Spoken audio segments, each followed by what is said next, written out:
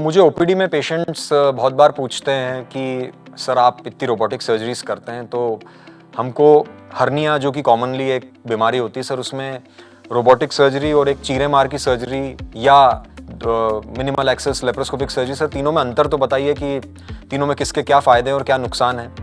तो देखिए चीरा मार के जो सर्जरी करते हैं उसमें तो आपको अगर हर्निया है तो जितनी बड़ी आप जाली लगाएंगे उतना चांसेस आगे वापस हर्निया होने के कम से कम रहते हैं।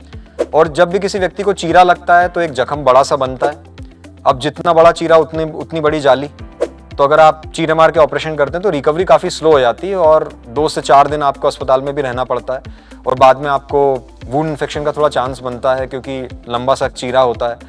और अगर हमको एक बड़ी जाली लगानी है तो ज़्यादा बड़ा चीरा लगाना पड़ेगा। तो कुछ पेशेंट्स को ये भी प्रॉब्लम रहती है कि देखो हमको एक निशान आएगा। तो ऐसा बोलूँगा कि ओपन सर्जरी में ये चीज़ें देखी जाती हैं।